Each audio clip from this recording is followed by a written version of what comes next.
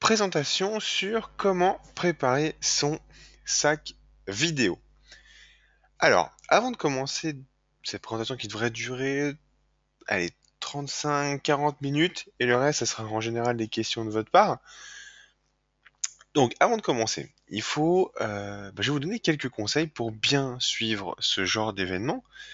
Je ne sais pas si vous la faites souvent, en tout cas pour nous, c'est maintenant presque un classique sur Auto de la vidéo. Donc, on, Avant de commencer, quelques conseils. Le premier, c'est d'allumer ou d'augmenter le volume de vos enceintes ou de vos parleurs si vous ne m'entendez pas. Donc, on va faire un petit jeu et puis du coup, ça va vous permettre de découvrir le module de questions qui se trouve normalement sur votre droite dans le petit panneau qui s'est ouvert. Est-ce que vous pouvez juste, pour les personnes qui sont là ce soir, me confirmer que tout le monde m'entend bien? Et puis, si tout le monde m'entend bien, je vais continuer. Sinon, je peux regarder ce qui se passe de mon... En tout cas, essayer d'améliorer les choses de mon côté. Alors, je vous laisse 3 secondes.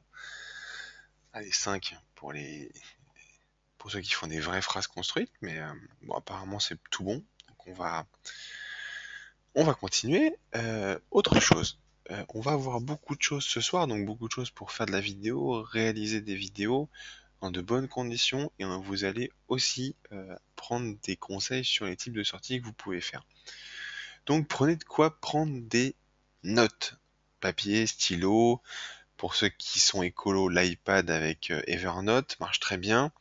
Donc voilà, prenez quelque chose pour prendre quelques notes.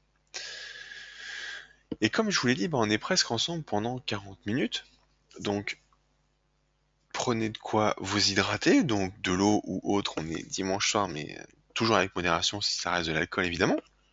Et voilà, prenez quelque chose pour boire. Moi le premier, j'ai de l'eau à côté de moi. Parce que pour le coup, moi je vais parler pendant 30 à 40 minutes. Alors, pour que ça se passe dans de bonnes conditions, je vais vous demander, je vais vous conseiller d'éteindre portable, télévision, radio, alors principalement le smartphone, c'est le premier à nous perturber avec les notifications qu'ils nous font aujourd'hui, donc voilà. Essayez de vous couper de ce monde-là pendant 30 à 40 minutes, c'est un peu comme si on était en cours. Voilà, on essaie d'être discret et on éteint un peu tout ça.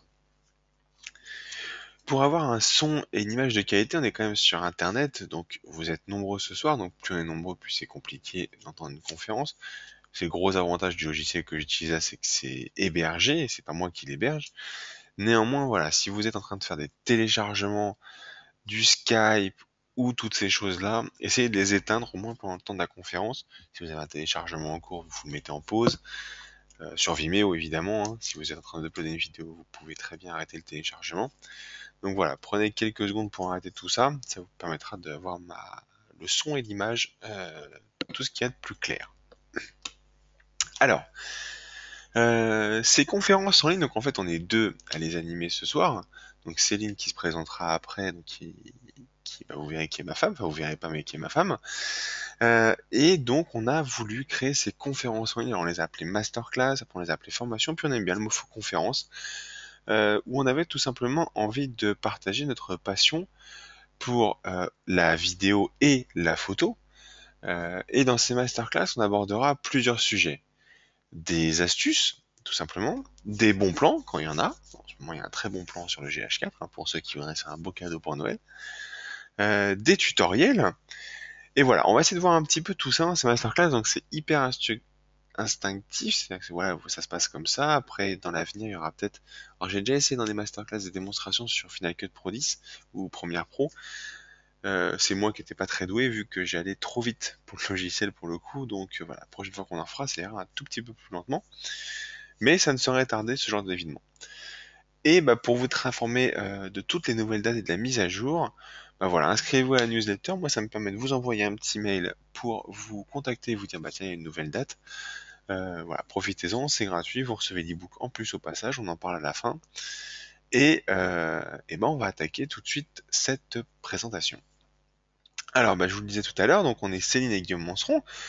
Donc on est tous les deux passionnés par la photo et par la vidéo, c'est deux passions qui nous animent.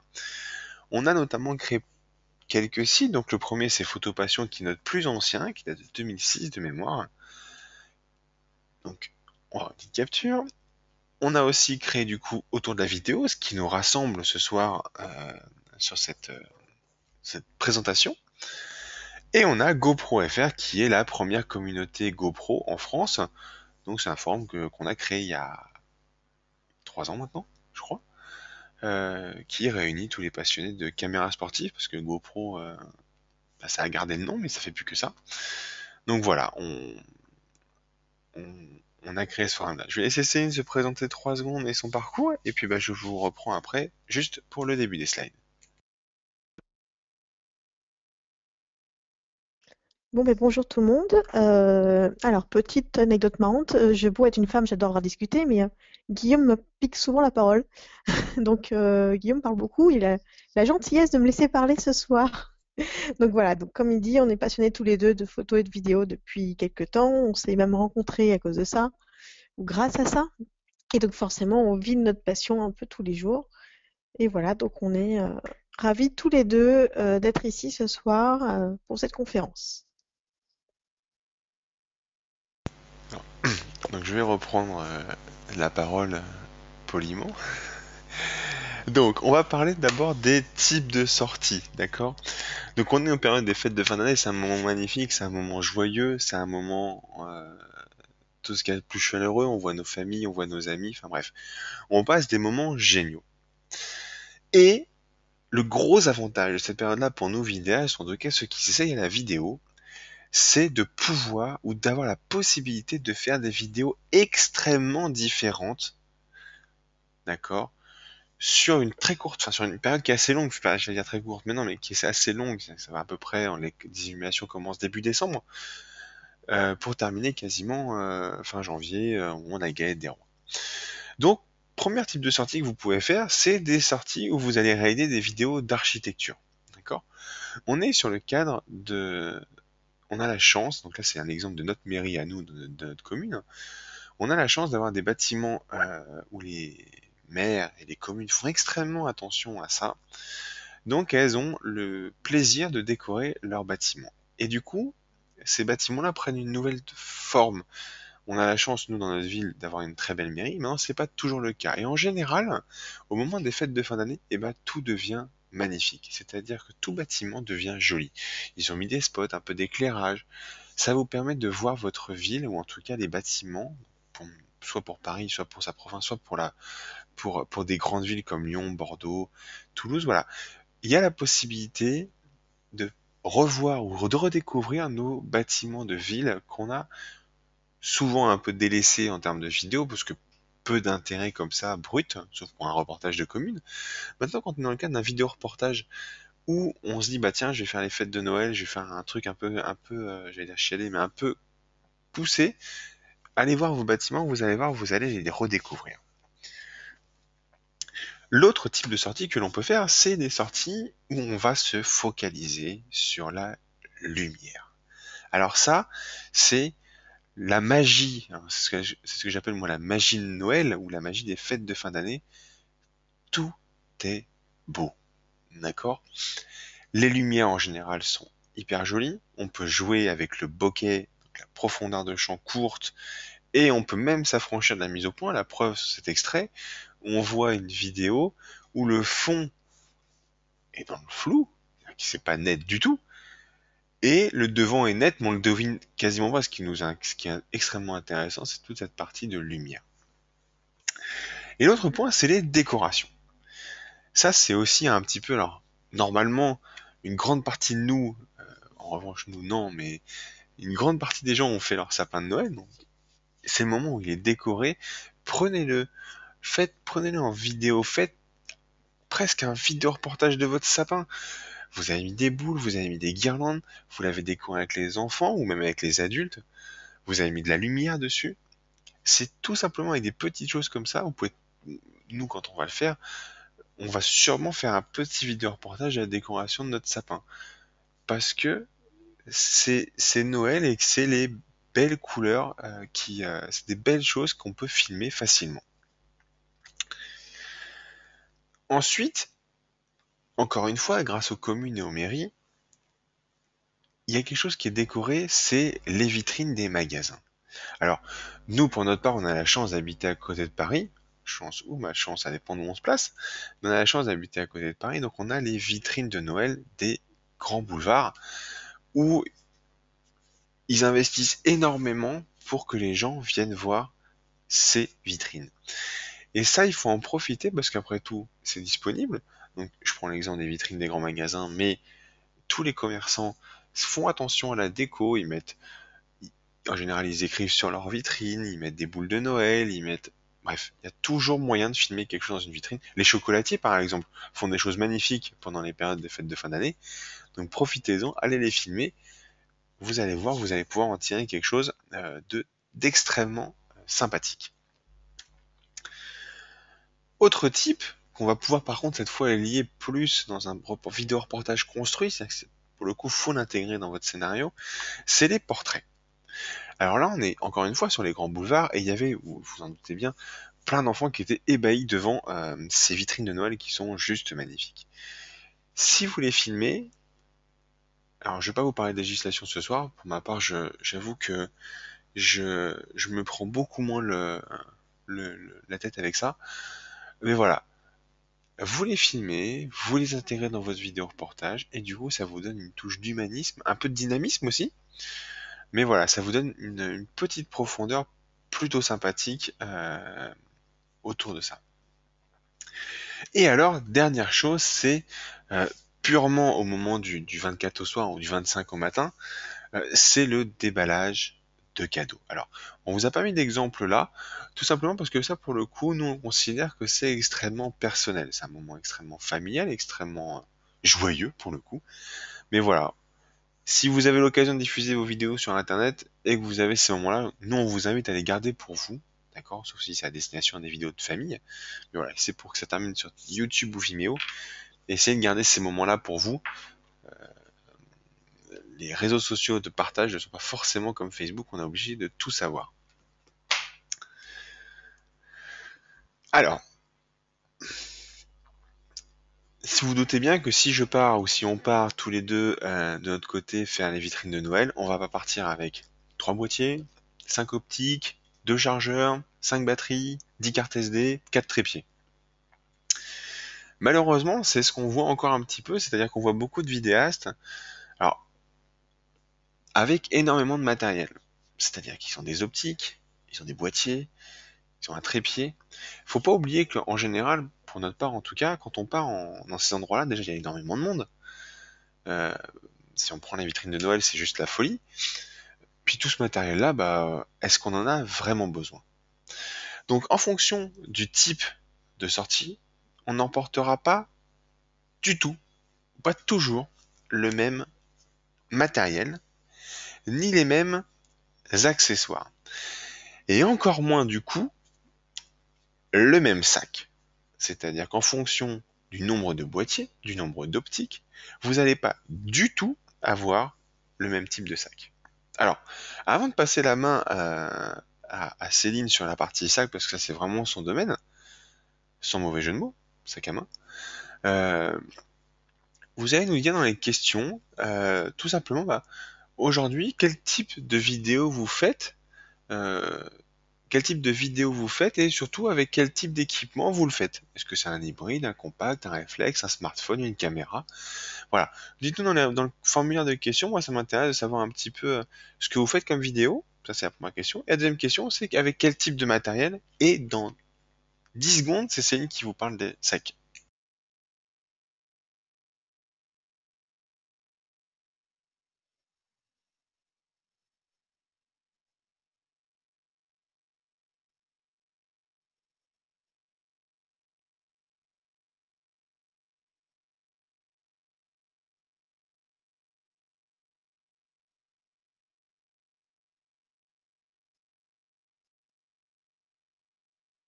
Bon, bah, on va passer donc au sac. C'est Guillaume qui garde la main sur les slides, donc je risque de lui faire des petits pics de temps en temps quand il aura oublié de tourner les slides. Donc, le choix du sac. Très important, tout aussi important qu'un sac à main, comme il peut le dire. D'ailleurs, on rigole pas, mais il existe des sacs à main de femmes spéciales justement pour la photo et pour la vidéo. Ça, c'est génial, ce qui fait que vous passez inaperçu. Et vous êtes quand même féminine. Ça, c'est pour un petit aparté pour les femmes. Et ça reste de très beaux cadeaux également que les hommes peuvent faire à leur chérie. Alors, non, mais hein, c'est juste pour rigoler, mais faut savoir que Guillaume m'en a quand même offert déjà deux. Ne croyons pas, il sait faire de beaux cadeaux. Donc, le choix du sac, ça va forcément dépendre du type de sortie que vous allez réaliser. Forcément, vous n'allez pas prendre le même sac en fonction de ce que vous allez faire. Donc, sur une sortie longue, vous n'allez pas forcément prendre le même sac que sur une sortie courte. Alors, désolé, je pense que vous, comme moi, on n'a pas de slide. Voilà. Euh, donc, la chose la plus importante, premièrement, il faut que votre sac soit confortable. Ne prenez pas un sac déjà qui a, j'en sais rien, des aiguilles qui sont en train de sortir du bas du sac, qui va venir vous piquer, que vous trouvez trop lourd, que vous trouvez trop petit. Il faut absolument que vous le trouviez confortable. Deuxième point, il faut que votre sac ferme. Alors c'est tout bête dit comme ça, mais nombre de personnes qui laissent leur sac soit ouvert parce qu'ils n'ont pas mis l'attache, soit le sac qui ne ferme pas parce que je sais pas, les scratchs ne tiennent plus, ça peut vite devenir catastrophique. Alors pour deux raisons, pour les chutes, mais aussi pour les voleurs. Alors, petite anecdote qui vient d'un ami qui est photographe. Il a fait il ferme d'habitude toujours son sac. Cette fois-ci, il n'avait pas mis l'attache. Et qu'est-ce qui s'est passé? Une personne a pris son sac pour le bouger. Malheureusement, c'est là où le sac s'est complètement éventré. Et bon, il avait un réflexe avec 3-4 optiques dans le sac. Vous imaginez bien que tout ça qui tombe de 50 centimètres, 1 mètre de hauteur, ça fait quelques dégâts. Heureusement, il y avait l'assurance civile a fonctionné, sauf que bon, ça reste quand même, on va dire, assez désolant et assez triste de voir toutes ces optiques par terre et les lentilles cassées. Donc, première règle déjà, vous prenez un sac qui ferme et surtout vous le fermez. Ensuite, quel type de sac? Alors, on les a séparés en deux parties. Première partie, donc les sacs bandoulières, et deuxième partie, on parlera des sacs à dos. Donc le sac bandoulière, donc par exemple, j'ai mis un petit exemple de sac. Euh, Personnellement, avant, je le prenais tout le temps. On est parti une semaine à New York où j'avais pris que ça.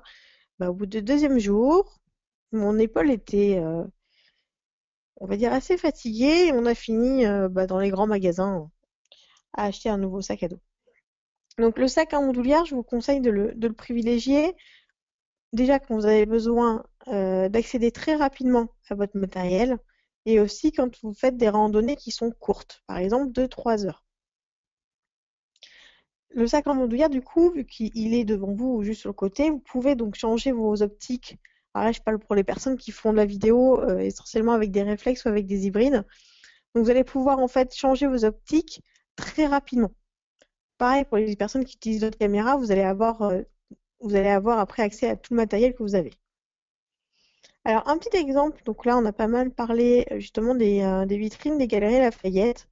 Donc là typiquement c'était, par contre on habite sur Paris, hein. C'était parfait dans ce genre de cas. On était parti faire une petite sortie vidéo pendant 2-3 heures à peu près. Donc le sac en bandoulière était parfait à ce moment-là. Il nous a permis justement d'avoir accès à notre matériel. Et autre petit point, le sac, on l'avait placé, enfin moi je le plaçais devant moi, parce qu'il y a quand même beaucoup de monde le soir.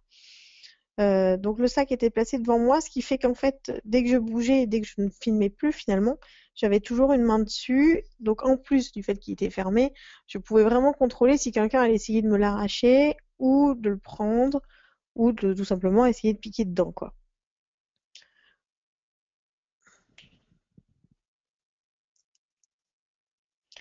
Donc très intéressant donc le sac en bandoulière justement pour les petites sorties. Maintenant, si on passe au sac à dos. Donc le sac à dos, c'est quelque chose d'un petit peu plus gros en général, qui a un avantage et un inconvénient, c'est que déjà vous pouvez transporter énormément de matériel avec celui-là, mais également, euh, euh, pardon, excusez-moi, vous pouvez transporter énormément de matériel avec ce genre de sac, et aussi il est porté au niveau du dos. Donc vous avez forcément les deux épaules qui prennent donc le poids à charge, mais également vous avez souvent des ceintures dorsales en plus qui viennent en plus faire que le sac va appuyer sur 3 zones de votre corps. Donc vous pouvez donc transporter beaucoup de matériel. Juste inconvénient, forcément, vu qu'il est attaché de partout votre sac, vous n'allez pas pouvoir y accéder facilement.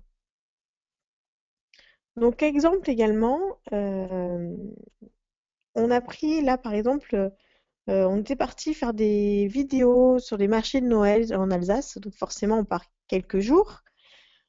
On avait privilégié plutôt le sac à dos, ou comme je vous disais tout à l'heure pour New York, justement parce qu'on partait longtemps et qu'on partait après sur la journée. Ce qui fait que finalement, une fois qu'on avait notre optique avec nous et notre caméra, on n'avait pas forcément besoin de changer tout le temps. Ou alors, ben, dans ce cas-là, on se prenait un petit vin chaud, on allait se poser quelque part et on changeait l'optique, on changeait de point de vue, et voilà. Avantage aussi du sac à dos, c'est que du coup, vous allez pouvoir mettre autre chose. Il n'y a pas forcément que pendant votre journée de prise de vue. Même le soir, pour transporter en voiture, vous allez pouvoir mettre un ordinateur, tous les chargeurs, les câbles et compagnie. Alors, il y a un petit souci sur les slides, on est revenu sur les sacs en bandoulière.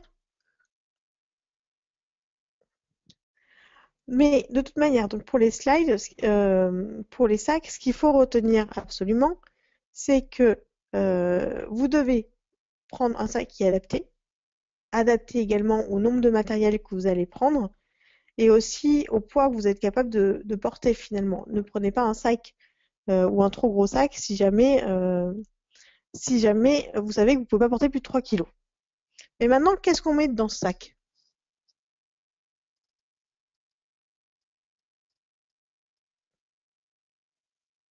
Bon, déjà, on va mettre des appareils photo, enfin les appareils vidéo, la caméra. On va pouvoir également y mettre donc, tout le petit matériel, comme on disait tout à l'heure. Donc les chargeurs, les cartes mémoire, mais aussi tous les accessoires. Et du coup, là, je vais repasser la main à Guillaume qui va vous expliquer pour la caméra.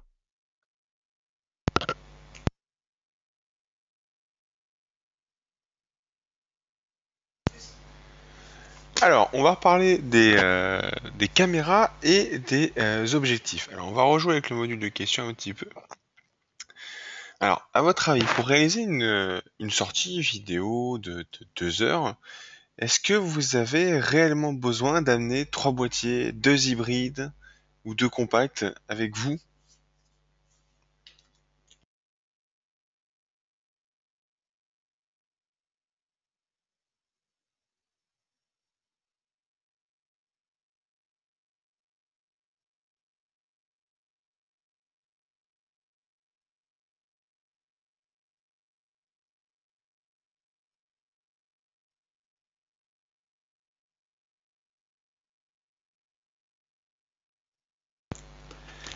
Et autre question, avez-vous besoin d'amener vraiment tous vos objectifs avec vous?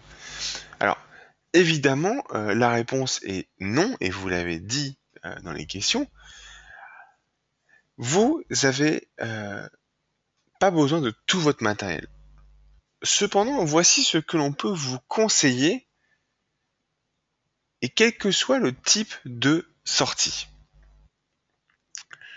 Et ensuite, nous, on va vous conseiller un équipement plutôt réflexe, hybride, caméra amateur avancé, c'est-à-dire là où on peut faire des réglages manuellement.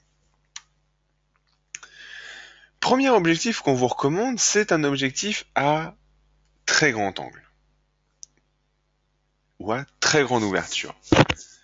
C'est idéal dans les conditions de lumière difficiles et c'est exactement moi une optique que je vais utiliser pour les portraits. Alors, en tant que vidéaste et ex-photographe, j'étais déjà équipé du 50 mm de chez Nikon. Alors, cette optique existe chez toutes les marques et coûte en général, alors pas le 1.4 mais le 1.8, en général se trouve aux alentours de moins de 350 euros. D'accord, donc le 50 1.8. Et c'est l'optique que je vous recommande si vous voulez partir un petit peu serein, sans avoir tout le branle-bas combat derrière. Voilà, un 51.8 ou un 51.4 si vous pouvez, c'est ce que j'utilise, c'est une des focales que j'utilise très souvent. L'autre focale qu'on utilise aussi un petit peu moins en tant que vidéaste, c'est le 85 mm 1.8, mais ça reste une très belle optique, une focale fixe, il n'y a pas de plage d'utilisation. Ça reste une très belle optique pour des portraits. Ensuite, on en parlait dans les questions, il y en a qui ont le GH4 avec le 1235, on peut très bien utiliser un transstandard. Alors, moi j'ai très longtemps utilisé le transstandard, donc le 18-105 à l'époque chez Nikon, donc celui qui était fourni avec le kit de mon boîtier, d'accord. Ou alors, tout autre objectif où on va avoir un 24-70. Alors moi je suis pas un grand fan je suis pas un grand fan.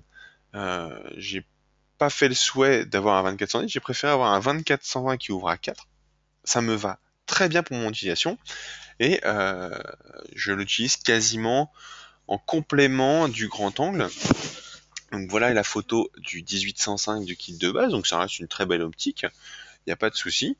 Elle n'est pas excellente comme pourraient le dire les tests, mais elle suffit largement pour débuter en vidéo. Alors moi je suis un grand fan issu de la photo, donc la macro, et la macro on peut très bien la reporter dans notre monde qui est la vidéo. Alors la macro, faut pas imaginer ça comme des insectes où on passe 3 heures à l'attendre au bord de la forêt ou au bord de la Seine. Non, pas du tout. C'est ce qui va vous permettre de mettre l'accent sur des tout petits détails et de les rendre énormes.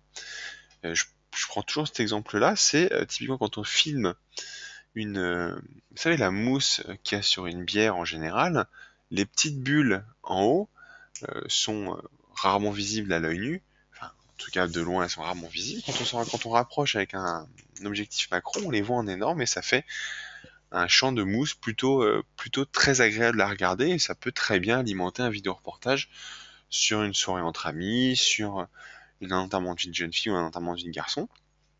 Voilà, donc on n'hésite pas à jouer du détail. Ça reste aussi et c'est mon optique de prédilection pour les portraits à moi, ça reste une très bonne optique pour les portraits, elle a un piqué excellent, elle a une ouverture constante à 2.8. Grâce à sa grande ouverture, on va pouvoir jouer avec la profondeur de champ et donc s'autoriser énormément de bokeh sur nos vidéos. Et voilà à quoi peut ressembler cette optique-là, donc elle fait quasiment la même taille que le 18-105 sans la partie zoom, mais tout ça parce qu'elle permet d'avoir une très grande ouverture. Alors, pour synthétiser tout ça, il va vous falloir une caméra ou un hybride ou un réflexe et un objectif à portrait et à très grande ouverture. Ensuite, il y a le consommable. Alors, ce que moi j'appelle le consommable, ça va être par exemple des batteries de rechange. Parce qu'en vidéo, si vous avez déjà suivi nos précédentes conférences, en vidéo, les batteries s'épuisent beaucoup plus vite qu'en photo. Ensuite, les cartes mémoire. Les cartes mémoire, c'est ce qui va nous permettre donc de stocker nos vidéos, toujours en avoir de rechange.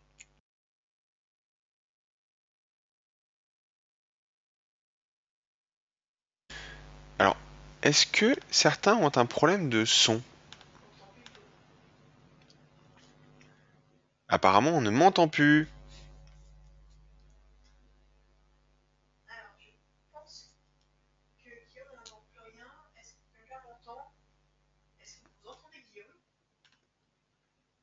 Bah si. Bon, apparemment un petit souci avec le logiciel, mais c'est pas bien grave. Donc c'est bon, apparemment on va continuer. Donc je disais, en consommable, il vous faut une batterie de rechange si vous partez 2-3 heures. Si vous partez plus, essayez d'en avoir un petit peu plus. Si vous avez déjà suivi les masterclass, vous savez ce que je recommande en termes de batterie. Et donc voilà. Ensuite, carte mémoire, c'est toujours en avoir une petite, vous savez, pas plus de 32 Go, cela ne sert absolument à rien. Si vous la perdez, vous pleurez. Si vous la détruisez, vous pleurez. Et en plus, ça vous coûte plus cher. Donc voilà, pas plus de 32 Go. moi j'utilise toujours des 16, ça me fait 1 heure de vidéo, au moins je suis serein. Et pour ceux qui utiliseraient les accessoires qu'on va voir juste après, donc en l'occurrence la torche à LED, voilà, des petites piles de rechange, c'est pas ça qui fait très lourd, profitez-en, ça vous permettra d'avoir un petit éclairage en plus. Et je vais passer la main de nouveau à Céline, si elle a récupéré, parce qu'en fait c'est elle qui avait perdu le son de tout à l'heure et c'est pas vous. Donc je lui passe la main pour les accessoires, et si vous l'entendez plus, vous me le dites dans les questions, moi je viendrai réparer son problème d'informatique.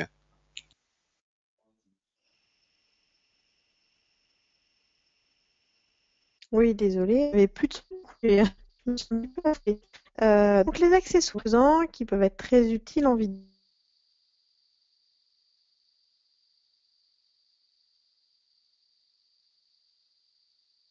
Le capot, enfin tout système qui vous permettra de stabiliser.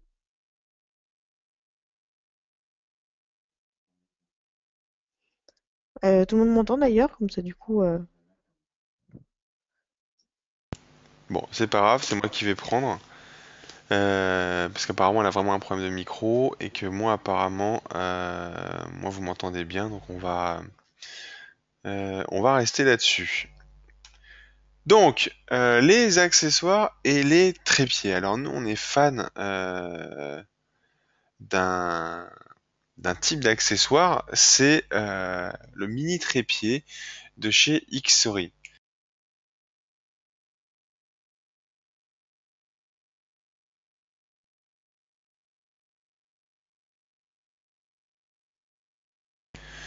Donc on a un des trépieds qui nous plaît beaucoup, c'est celui de Xori. Alors pourquoi? Tout simplement parce que Euh, il est extrêmement petit, il est extrêmement léger et il est extrêmement agréable à utiliser. Autre accessoire, c'est le GorillaPod. Alors, si Céline faisait cette partie de la présentation, elle vous dirait qu'elle ne supporte pas cet accessoire-là pour la simple et bonne raison, c'est que j'a- j'apporte une grande confiance au GorillaPod. Alors, je précise pas ceux achetés sur eBay, s'il vous plaît. Les vrais GorillaPod, ceux achetés dans des boutiques marques certifiées, parce que j'ai découvert il y a 1 an et demi qu'il y avait énormément de faux sur eBay, ce qui est une très mauvaise idée parce que les petites rotules qui font que c'est un GorillaPod ne sont pas de la même qualité, ce qui fait que je connais certains vidéastes qui le regrettent aujourd'hui d'avoir voulu économiser quelques dizaines d'euros. Donc, profitez de... Voilà, un vrai GorillaPod tient le poids recommandé. Maintenant, voilà, si c'est une faisait cette présentation, elle vous dirait qu'elle n'accepte pas de mettre notre matériel là-dessus. Donc l'avantage de cette petite trépied ou de ces petits accessoires, c'est la possibilité de stabiliser votre appareil. Mais pas que. Ça va vous permettre de faire des photos, mais aussi des vidéos de groupe. Et c'est important ça. Il faut pas oublier que c'est pas parce que c'est vous qui réalisez les vidéos que vous n'avez pas le droit d'être dessus. S'il y a bien un truc, alors c'est un peu la mode du selfie, mais quand même, s'il y a un truc que vous devez prendre en compte dans un vidéo reportage de famille, par exemple, en l'occurrence les fêtes de fin d'année, vous devez apparaître dessus, sinon un jour ou l'autre, vous vous en voudrez.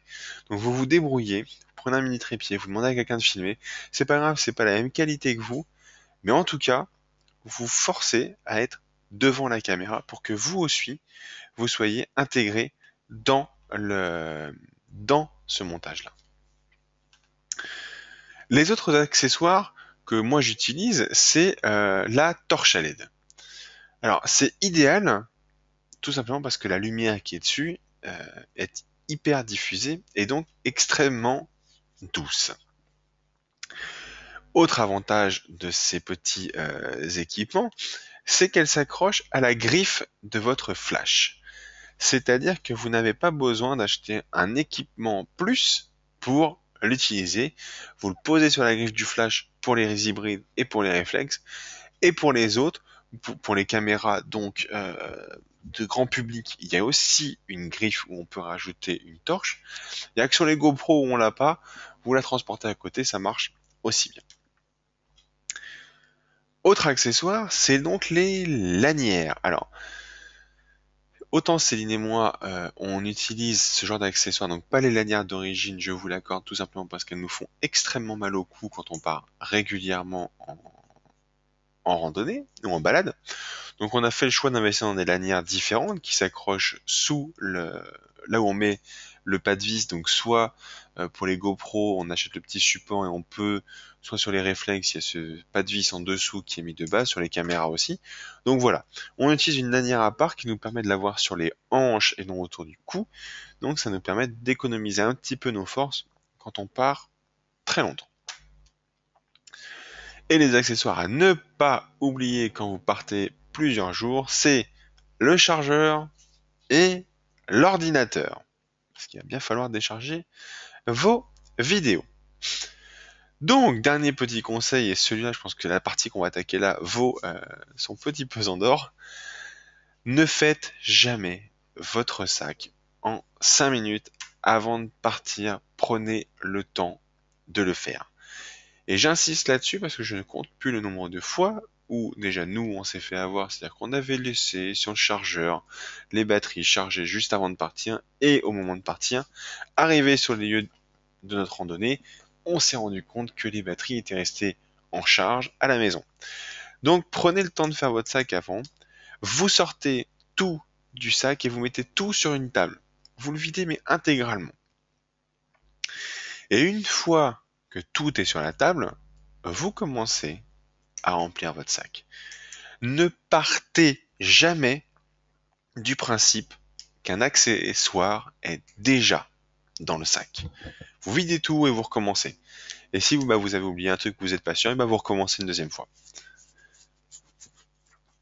Maintenant, un petit conseil sur les réglages. Donc avant même de faire partie d'une sortie vidéo ou de votre réveillon, vous réinitialisez tous les réglages du boîtier. Alors pas tous les réglages de configuration, mais vous réinitialisez les ISO, la vitesse et l'ouverture. Vous vérifiez les modes, donc soit mode manuel, soit mode auto, soit mode euh, priorité ouverture. Vous vérifiez que la résolution et le nombre d'images par seconde, donc FPS pour nombre d'images par seconde et résolution. Vous faites attention avant de partir que c'est bien les réglages que vous voulez. Vous faites pas surprendre à avoir de la mauvaise qualité, donc du 640 par 480, 120 images par seconde, alors que vous allez faire une magnifique balade en haut de l'Etna, par exemple, pour éviter ce genre de choses-là. Et vous avez déjà une idée des vidéos que vous avez envie de faire. Alors si vous suivez un petit peu le blog depuis quelques temps, on a lancé le calendrier de l'Avent. Dessus, on vous donne tous les conseils qu'on fait, nous, au quotidien, pour ne pas oublier nos idées. Et en tout cas, pour nous permettre de réaliser nos vidéos. Et les deux premiers conseils qu'on peut vous donner, c'est les premiers articles, c'est un stylo et nos Moleskine, c'est-à-dire qu'on est fan de cahiers. Et avec ces cahiers, vous prenez quelques minutes dans la voiture, dans l'avion, dans le train, pour réfléchir à un petit storyboard. Il n'y a pas besoin de se prendre la tête à essayer plein de choses. Vous vous dites, bah voilà, donc là je vais à Noël, et je vais faire 15 secondes de, par exemple, moi en train de me filmer, en train de charger les cadeaux dans la voiture, à condition qu'il n'y ait pas d'enfant évidemment, hein. Enfin pas d'enfant qui n'y croit plus, pardon. Après, je vais faire 10 secondes de circulation, c'est-à-dire que je vais filmer la voiture, moi le compteur, on fait attention à respecter les règles de sécurité quand même. Et après, voilà, il y a 10 secondes ou 5 secondes d'arrivée dans la famille, après je filme le sapin de la famille, et ça va très vite à écrire, ça prend même pas 10 minutes, et ça vous permet d'avoir les idées très claires quand vous arrivez chez vos invités, ou en tout cas quand vos invités arrivent chez vous. Alors, un dernier petit conseil en or. Ne partez pas avec un sac trop chargé.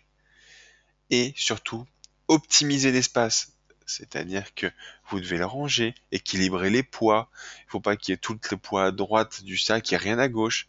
Faites attention à bien optimiser l'espace à l'intérieur pour que le poids soit harmonieusement placé. Et dernière chose, lancez-vous des défis. Alors, quel type de défi on peut se lancer? Par exemple, de partir avec qu'un seul objectif. Vous dites, bah voilà, là je vais faire les magasins avec les enfants, ou je vais faire les magasins avec ma copine, et ben je ne prends que je sais pas moi, mon compact, après tout. Ou je prends que mon smartphone. Bon, attention au smartphone par contre en basse lumière, mais voilà, je prends que des choses comme ça. Mais lancez-vous des défis, faites-vous plaisir. Sortez de chez vous et lancez-vous des défis. L'avantage, vous donner cette contrainte-là, c'est que vous serez obligé de faire avec. Et vous serez obligé de bouger et de consommer, alors ça c'est la petite blague, toutes les calories que vous allez avaler pendant les fêtes de fin d'année. Donc lancez-vous des défis et en plus vous allez pouvoir économiser sur la balance. Dernière petite chose et cette masterclass sera donc terminée. Encore une fois, je vous invite à vous abonner à la newsletter Maîtriser la vidéo. Comme ça, vous pourrez récupérer notre ebook qui est gratuit, donc qui fait 50 pages et qui vous donne tous les conseils pour bien réaliser vos vidéos. Alors, en général et pas que pour les fêtes de fin d'année. Donc, on va prendre quelques questions et puis on mettra après tout simplement fin à cette présentation. Je vais juste aller boire un petit peu d'eau en attendant de vous laisser me poser vos questions.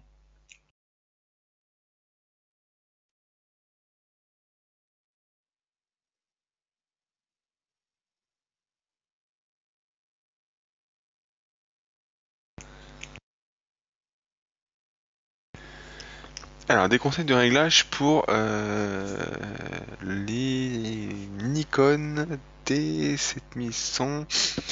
Alors, j'ai pas de conseils de réglage à vous donner. Tout ce que je sais, c'est que ces boîtiers-là, alors autant les photographes sont très contents d'avoir plein d'ISO, autant nous, le problème, c'est qu'on n'a pas des logiciels comme Lightroom qui vous efface les défauts ou Photoshop qui vous efface carrément des poteaux. Nous, on a une contrainte, c'est que nous, c'est une image animée, c'est-à-dire qu'un photographe qui fait une photo, d'accord, nous, dans la même seconde, on en fait 25, minimum, entre 24 et 25. Donc, c'est vrai que moi, j'ai tendance à essayer au maximum de ne jamais, n'importe quel type d'équipement aujourd'hui, donc que ça soit un D800, en fond, par exemple, un D750, je suis assez partisan de pas trop monter. En général, moi, mes réglages maximum en ISO, en extérieur, c'est 800. J'estime qu'après, je suis peut-être un... Enfin voilà, si c'est inscrit dans un montage plus global, pardon, il faut imaginer que à un moment, ça va être hyper piqué, c'est-à-dire qu'il n'y aura pas de défaut de lumière. Et si c'est pour juste derrière mettre une vidéo de 3 secondes avec un bruit monstrueux, ça sert absolument à rien. Donc voilà, favoriser des ISO maximum 800 et pas plus. Est-ce que tu utilises le son dans tes vidéos de Noël?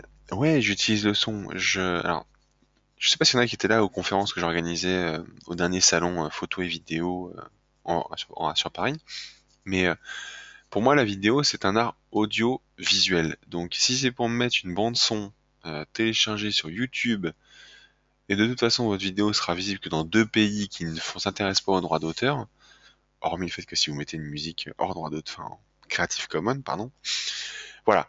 Euh, Essayez de capter du son, donc les rires des enfants, le bruit du papier qui se déchire, qu'est-ce que je peux vous donner d'autre comme conseil? Le bruit de la rue quand il fait froid, le bruit d'un feu de cheminée. Alors j'ai entendu dire que sur Paris il y avait des choses qui avaient été modifiées, mais voilà. Euh, Essayez de capter un petit peu de son et de l'intégrer dans votre montage, tout simplement pour donner la dimension vidéo à votre sujet, tout simplement. A-t-on le droit de tout filmer? Alors, je peux pas répondre à cette question pour la simple et bonne raison, c'est que je ne suis pas juriste. Euh, Par exemple, je sais très bien qu'on ne peut pas filmer la tour. On peut filmer la tour Eiffel de jour, mais on ne peut pas filmer la tour Eiffel de nuit quand l'éclairage est allumé. Donc voilà, c'est un des exemples que je connais autour de moi. Mais honnêtement, je pense pas qu'on a le droit de tout filmer, comme le fait qu'on n'ait pas le droit de tout photographier. Après, ça dépend de ce qu'on souhaite faire ou pas au niveau légalité. Donc je peux pas répondre à cette question. Je suis désolé, Charlotte, mais je pense que ça c'est à l'appréciation de chacun et à la loi de chacun. Voilà, voilà, bah, je pense qu'on va s'arrêter là pour ce soir. Il n'y a pas trop de questions, donc on va s'arrêter là. Et puis bah, je vous dis à très bientôt. Alors si, petite info en exclu quand même pour ceux qui me font le plaisir d'être là ce soir.